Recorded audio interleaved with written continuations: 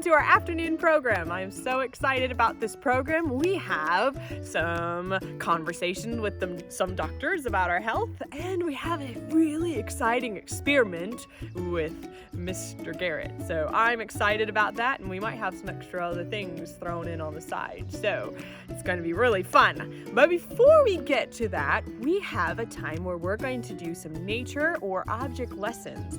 And so our object lesson or nature lesson today is about birds. Now, if you listen closely, you'll be able to hear some birds in this video because birds are everywhere, right? You, I'm sure, can find birds wherever you are. And in fact, there's a bird that is almost in every country of the world, and it's the pigeon. Pigeons. Nobody likes pigeons. They're everywhere, right? Well, did you know that pigeons didn't used to be everywhere? In fact, pigeons used to be called rock doves, and they're from Europe. And when European travelers would go all over the world, they would take the rock doves with them. And they would go and they would bring them as pets and other things, and they would take them where they were going. And the thing about pigeons is that they adapted. No matter where they were able to adapt to their surroundings. In fact, rock doves are called rock doves because they like to be on the high cliffs, and so they are especially adapt well in cities because they have the tall buildings and they like to get on the top and roost on the tall buildings. You know, just like the pigeons, we can learn to adapt to our surroundings. And we can learn to make changes to in our lives to help us adapt to what's going on around us. You know, what's going on right now with the coronavirus and everything like that, it means that we have to change some things in the way we're living, right? We can't go out as much. We can't go to our usual programs. And in fact, right now, you're watching me on a screen when you probably would have been at a camp meeting and been able to see somebody face to face. But you know what? We have learned to adapt, and we're adapting to our surroundings, right? You know, the pigeons can survive as long as they have a food source. And what's our food source now? Not just our physical food. We can eat physical food, but what's our spiritual food source? Is that in our Bibles and through prayer? That's right. You know, the Lord can help us adapt in our lives and be able to help us to be able to survive any circumstances around us, no matter what, and be able to still be firm as Christians if we are reading our Bibles and praying, right? So let's be like the pigeons. Let's learn to adapt to our surroundings and also to stay firm in who we are as Christians by reading our Bibles and praying every day. Welcome to our camp meeting program health segment. I'm Dr. Nelson, and I'm so excited to be with you. Today we have an exciting doctor. Oh, I actually kind of see the doctor. It's almost blinding my eyes. Dr. Sun, is that you up there? It's so bright outside. How does sunshine keep healthy? Sunlight is very good for our health. The UV rays help our bodies make vitamin D, which is very important for our bone health and immune system. Sunlight also boosts a chemical in the brain called serotonin, which helps to improve our mood. Exposure to sunlight, particularly early in the morning, will set our internal clock and help us to have a good night's sleep. How much sunshine should I get? The amount you need depends on a number of factors, including your skin tone, age, and where you live.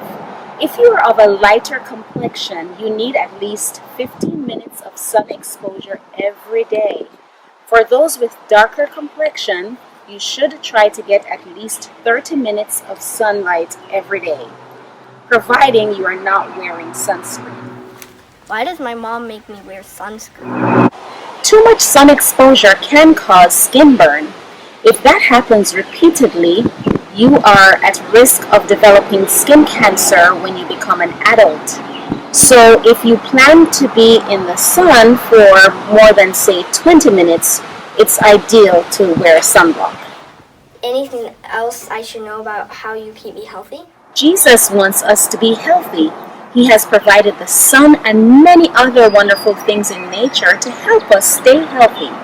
Let us do our part by taking good care of our bodies. Thank you, Dr. Sunshine. Thank you, Dr. Sun, for giving us all that information of how you help us stay healthy. Hey boys and girls, my name is Pastor Garrett Morgan. I'm here with my assistant, Levi. It's so great to have you here today, and we're going to be having some awesome science experiments over the next few days, and it's going to be a blast. I'm really excited. Now, Levi, we're going to be doing today a little experiment with just your average, ordinary egg. Now, boys and girls at home, if you have an egg, you might want to try this with us. But Levi, I've been to your house before, and I noticed that you guys have some animals. And from those animals, you have what? Eggs. You have eggs. You have chickens too, right? So the chickens lay the eggs. Mm-hmm. And what kind of chickens do you have? And how many do you have? We have 12, and we have brown chickens, black chickens, and red. Wow. And yellow. So you've got all different kinds of chickens, but you have 12. You going to get any more, or are you going to probably stay at that? Probably stay at 12. All right. Great. Well, anyway, of course, you probably have to pick up the eggs sometimes from the shed. And have you ever made the mistake of maybe dropping an egg? Yeah. And what happens when you drop an egg? It breaks, right? Now, maybe you've baked before or something like that with your mom and dad or grandpa and grandma. And have you ever, cracked an egg? Do that for me. Oh, man, you're an expert. Look at that. Now, let me ask you, was it pretty easy to crack that egg? Yeah. It is. All it takes just take a look at this. You just drop it, and look at that. It's just shattered. Now, I'm no expert, but that shell is pretty thin, isn't it? Yeah. It just crumbles into a million pieces. Kind of gross, huh? Now, I'm going to have you do something that will go against everything that you've ever been taught about handling eggs. And it surprised and shocked me when I learned about it. So here, I want you to take that egg, and I've got egg all over my hands, I'll wash them afterwards.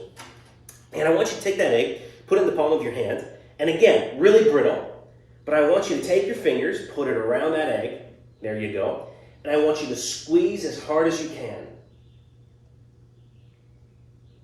It doesn't break. Isn't that something? You can do that and as hard as you can for as long as you can, and as long as the egg doesn't already have a crack in it, it's not going to crack. Isn't that incredible? Now, maybe if I lifted a few more weights, I could crack it, but I don't think I would be able to. There's something about the shape of an egg that makes it uncrackable when you squeeze or hold on to it like that. Now, there's a spiritual lesson that I learned from this, and it's good for our boys and girls out there as well. When we let go of God, kind of like we would let go of an egg. And when we fall or we let go of God, we're not holding on to Him, we're pretty weak, aren't we? Mm-hmm. We just fall apart, blow up, right? But when we hold on to God, does God hold on to us pretty tight? And God will hold on to us, and our lives are going to remain intact, even though our shells are pretty thin and we're weak on our own. Isn't that amazing? Mm-hmm. We're going to have some awesome science experiments these next few weeks. I'm really excited to be here with my friend Levi. So come and join us again next time, and we'll have a lot more cool stuff for you. See you next time.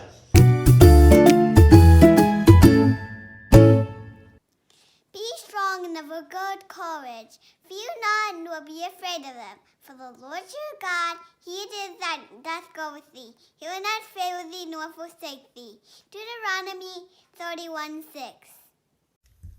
Do not be conformed to this world, but be transformed by the renewing of your mind, that you may prove what is the good and acceptable and perfect will of God, that you may prove what is the good and acceptable and perfect will of God. Romans 12, verse 2. I'm so glad you joined us for our first day of camp meeting. Now, don't forget, tonight at 7 p.m. Eastern Time, we have a story time with some friends. So I'm excited, and then we have a great time tomorrow, again at 9 a.m. Eastern Time. So let's have a prayer before we go. Our Father in heaven, thank you so much that you have been with us today. Thank you that even though we can't be together, that we can still have camp meeting. I pray that you will help us to remember the power of worship in our lives, that we will remember to pray and to read our Bibles every day so that we can stay firm as Christians, but also learn through you how to best adapt to the things that are happening to us. We love you, Jesus, and we thank you. In Jesus' name, amen.